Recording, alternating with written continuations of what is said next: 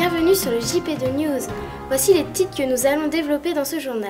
Dans un premier temps, la juge des enfants, ensuite le conseil des prud'hommes et enfin la sous-préfecture de Coutances. Nous allons commencer par vous présenter Madame Delahougue, juge des enfants. Elle va vous expliquer son travail.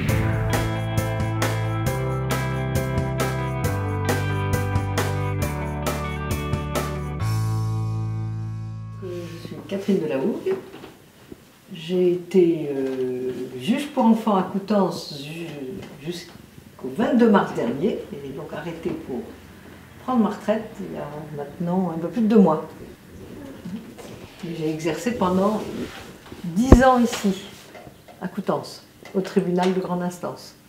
Alors il faut faire des études de droit et puis après passer un concours, en principe.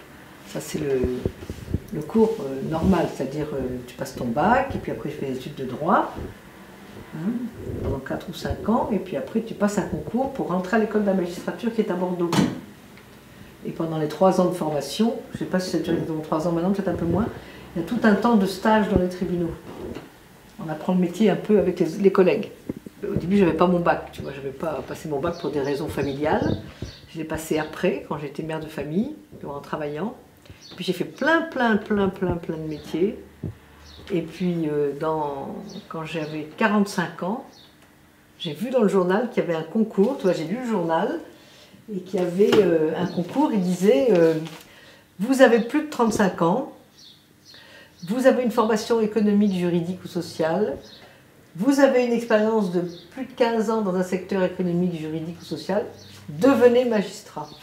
Alors j'ai lu, je me suis dit tiens, on dirait qu'il me cherche. Donc le tribunal il est séparé en deux fonctions importantes. Il y a le siège, c'est les juges, et le parquet, c'est le procureur. Alors pourquoi on dit ça? Parce que les juges, ils sont toujours assis, c'est les juges du siège, ils sont assis. Et puis, le parquet, parce qu'ils sont un tout petit peu en dessous, géographiquement. Et puis, quand ils requièrent, on dit, ils sont debout. Alors, un juge pour enfants, ça a plusieurs fonctions. Il y a 2 fonctions principales, une civile, une pénale. Le pénal, c'est quand il y a des jeunes qui font des bêtises, et qu'on doit les condamner parce qu'ils ont fait des bêtises, du vol, des violences, maltraitance. Donc ça, c'est des actes de délinquance. Et là, dans ces cas-là, le juge pour enfants peut être saisi par le procureur pour voir qui a fait ça, pourquoi il l'a fait et qu'est-ce qu'on peut faire. Mais ici à Coutances, principalement dans la région, le juge pour enfants, il a plutôt à s'occuper des enfants dont les parents ne s'occupent pas bien. Tous les enfants sont concernés par ça. Il y a des moments, des parents qui n'y arrivent plus, ou qui ne savent pas, ou qui sont dans des périodes difficiles, ou qui démissionnent un peu, parce que c'est difficile d'être parent, tu sais. C'est très difficile. Moi, comme juge pour enfants, c'est le procureur de la République qui m'envoie un dossier en me disant « Je vous demande de recevoir la famille Untel, avec les enfants Untel qui sont nés, Lisa, Marie, etc., nés... Et il me dit, voilà, parce que le père a de gros problèmes avec l'alcool, ou est violent, ou bien les enfants ne vont plus à l'école, ou bien les enfants sont maltraités. Enfin, tu vois, il y a des éléments qui font que le procureur de la République s'est inquiété de la situation de ses enfants. Et donc là, après, on a des choses à faire. On peut proposer des mesures pour que ça aille mieux. Alors, on propose de l'aide éducative. On propose de faire une enquête pour savoir pourquoi ça ne va pas bien. Et donc à ce moment-là, le juge pour enfants prend des décisions. Et si, dans l'enquête qu'on fait, on dit cet enfant-là est maltraité à la maison, on peut le placer, le confier à un organisme.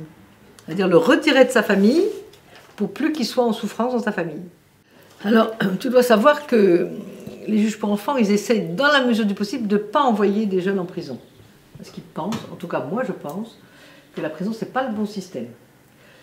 Et donc, c'est vraiment quand on ne peut pas faire autrement. Mais dans la mesure du possible, on essaye de faire autre chose avant. D'avoir des mesures éducatives, de dire pourquoi ce jeune-là, il fait ça. Donc, il y a un éducateur qui va s'en occuper.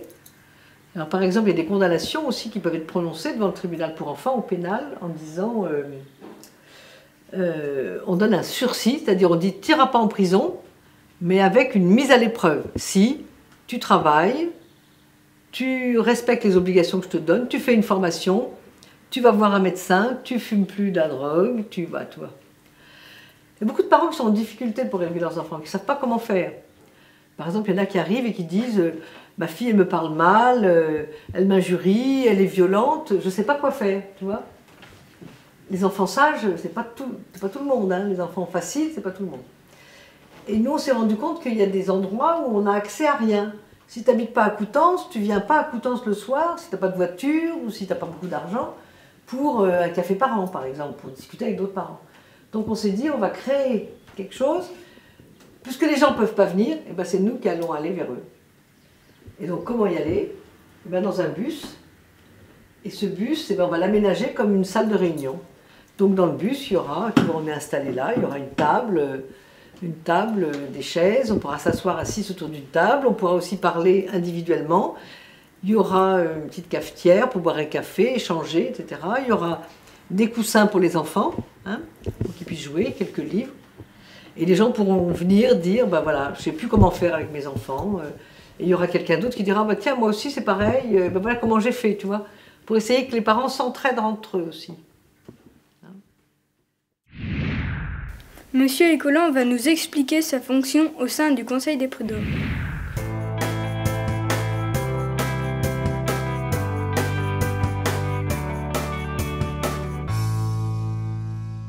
Je m'appelle Jacques Écolin, je suis juge au Conseil des prud'hommes de Coutances, dans le collège salarié. C'est une juridiction française, une des particularités françaises d'ailleurs, qui a comme pouvoir de juger ou de concilier les litiges professionnels entre les salariés et les employeurs. Tout ce qui relève du Code du travail. Les litiges, c'est quand un salarié n'est pas d'accord avec son employeur, il a eu une sanction disciplinaire, ou il a été licencié pour des raisons économiques, des raisons disciplinaires. Ah, disciplinaire, vous savez ce que ça veut dire. Si on n'est pas d'accord, on a fait. Alors, s'il conteste son licenciement, il vient devant la juridiction prud'homale. C'est-à-dire les juges prud'homaux qui sont deux à la barre, avec un collègue, toujours paritaire, un salarié, un employeur, essayent de voir un petit peu pourquoi il y a eu un conflit, pourquoi les gens ne sont pas d'accord, et essayent de faire une conciliation pour essayer que tout le monde s'en sorte de la meilleure façon, soit en rapprochant les parties, soit en donnant des avis. Généralement, dans les sections activités diverses, où les sommes en jeu et réclamées sont pas très importantes, on arrive à concilier. Par contre, dans des sections encadrement, notamment, où les sommes dues ou réclamées sont importantes, la conciliation est très rare. On a à peu près entre 10 et 15% de conciliation sur les saisines. Et quelque temps après, puisque les gens n'ont pas été d'accord en conciliation, ils n'ont pas réussi à trouver un terrain d'entente, les juges, puisqu'ils sont toujours deux, les renvoient à ce qu'on appelle en bureau de jugement. Alors le bureau de jugement, il y a 4 personnes, 4 juges, 2 employeurs, 2 salariés. C'est toujours paritaire, toujours. Et puis là, l'affaire est entendue. On a entendu les plaidoiries des avocats ou des parties. Les juges se retirent, vont délibérer, c'est-à-dire ils vont dans une pièce où tous les 4, ils vont essayer de peser le pour et le contre en se servant essentiellement du Code du travail. Parce que tout ce qu'on dit, tout ce qu'on fait, il faut que ça soit en référence au Code du travail ou au Code de procédure civile. Ça, c'est les 2 bibles des conseillers prud'hommes. Et puis, on a délibéré, on a donné raison en partie ou pas du tout, aux salariés, et le jugement est rendu. Alors, entre le moment où le salarié vient et il saisit son dossier, et puis où l'affaire va être traitée, il se passe généralement entre 8, 10, voire 14 mois. Par contre, si à l'issue du délibéré, les 2 salariés et puis les 2 employeurs ne sont toujours pas d'accord, on fait appel à ce qu'on appelle un juge départiteur. Là, c'est un juge professionnel, un magistrat qui vient, et puis les parties replaident, reviennent, et là, cette fois-ci, on est 5. Et à 5, eh ben, c'est la majorité qui l'emporte. C'est le juge des partiteurs qui nous écoute, qui écoute les parties, et qui dit pourquoi on n'est pas d'accord entre nous, pourquoi les parties, et ainsi de suite, plaide, et eh ben, on repart délibéré à 5, et là, c'est le juge des partiteurs qui tranche. Les juges sont répartis en 5 sections, 5 groupes. Il y a un groupe pour l'industrie, un groupe pour les activités diverses, un groupe pour le commerce, un groupe pour l'agriculture et un groupe pour l'encadrement. Moi, comme ma fonction était cadre, je siège dans le collège encadrement.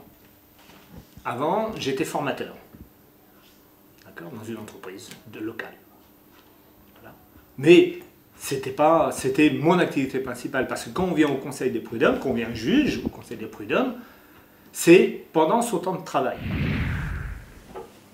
Et pour finir, Madame Gilbert Bézard nous a ouvert les portes de la sous-préfecture.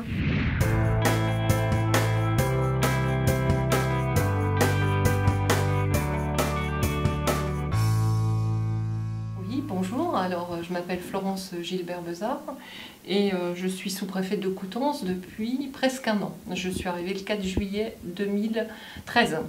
Le rôle d'une sous-préfète, c'est un rôle à la fois très difficile à décrire en quelques mots parce que c'est très vaste et en même temps, j'ai envie de vous dire déjà, c'est un métier passionnant. Alors le rôle d'un sous-préfet, c'est d'être un haut fonctionnaire de l'État et dans l'arrondissement dans lequel il travaille, c'est lui qui représente l'État. Alors je travaille dans plusieurs domaines. Quand on est sous-préfet d'arrondissement, on est là pour assurer la sécurité dans l'arrondissement. On est là pour mettre en œuvre toutes les politiques publiques qui sont décidées par le gouvernement. On est là pour veiller à la bonne articulation des services de l'État, c'est ce que je vous disais, et puis aussi pour essayer d'accompagner les entreprises, faire du développement économique, avec les entreprises qui voudraient se développer et qui auraient besoin des services de l'État, et puis ensuite aussi pour conseiller les élus. C'est un rôle très important du sous-préfet. C'est lui qui, tous les jours ou presque, est en contact avec les maires qui peuvent avoir besoin de lui pour un dossier ou un autre dossier. Et puis ensuite, on anime aussi beaucoup de réunions. Le métier de sous-préfet, c'est aussi beaucoup être à l'extérieur de son bureau. Pas forcément enfermé dans son bureau, mais plutôt aller dehors, rencontrer les gens, et puis essayer de remettre autour de la table des fois des gens qui n'ont pas tellement envie de se parler. C'est ça aussi. Alors il y a plein de façons pour être sous-préfet aujourd'hui, parce qu'il y a quelques années, peut-être, je vous aurais dit, il y a une voie qu'on appelle la voie royale, c'est l'ENA, c'est l'École nationale d'administration. Mais le gouvernement, les différents présidents de la République qui se sont succédés, ont voulu que le sous-préfet d'arrondissement, ça soit aussi, enfin le sous-préfet, ça soit quelqu'un qui soit peut-être plus proche de la population. Donc aujourd'hui, il y a plusieurs voies pour être sous-préfet, et c'est mon cas, puisque moi, j'ai pas fait l'École nationale d'administration. Je suis arrivée par une autre voie, en ayant passé plusieurs concours et en ayant subi un examen pour devenir sous-préfet. Alors une sous-préfecture, c'est là où travaille le sous-préfet. Hein, donc vous êtes en plein là dans la sous-préfecture, donc j'ai envie de vous dire c'est un poste avancé de la préfecture. Donc en fait, en fonction de la taille de l'arrondissement, on a plus ou moins tous les services de la préfecture. Alors ici à Coutances, on est plutôt une petite sous-préfecture, donc on n'a pas tous les services.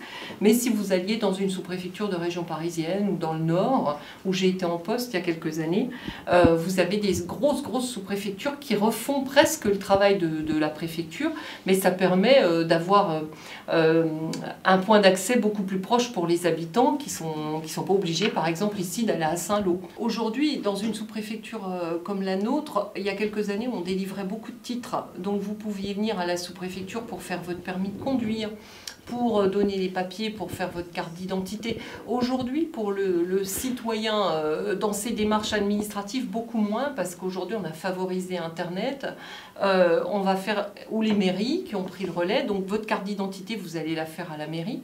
Alors certes, après, elle est faite en préfecture, mais pas forcément à la sous-préfecture de Coutances. Et puis tout ce qui est délivrance de titres, on en fait moins parce qu'on a confié tout ça à des agences. Pourquoi? Parce qu'on nous a demandé de nous recentrer sur d'autres missions. Et notamment, aujourd'hui, à la sous-préfecture, il y a bien sûr des gens qui viennent. Là, il y a des gens, par exemple, qui viennent pour circuler sur l'estran. Donc, vous savez ce que c'est l'estran? C'est quand la mer se dévoile. Vous avez les tracteurs qui vont circuler pour aller notamment à la pêche. Hein, vous devez bien connaître ça, vous. Et donc, ici, par exemple, en ce mois-ci, on délivre les autorisations. Donc, tous les gens qui ont envie d'utiliser leur tracteur sur l'estran, ce qui normalement est interdit, peuvent bénéficier d'une autorisation spéciale sous certaines conditions. Et en ce moment, par exemple, on fait ça. Et puis, on voit beaucoup de maires. Les maires viennent nous voir puisqu'on fait le contrôle de légalité de ce qu'ils font, les maires. Donc, les maires nous amènent des choses. Il y en a qui viennent ici, c'est un peu leur maison. Moi, je leur dis toujours que c'est la maison de l'État, c'est aussi la leur. Hein. Mais le citoyen, tous les jours, il va venir plus facilement. Aujourd'hui, je pense à la mairie qu'à la sous-préfecture. Par exemple, si vous avez une carte grise, les gens, ils vont même plus en préfecture aujourd'hui. Hein.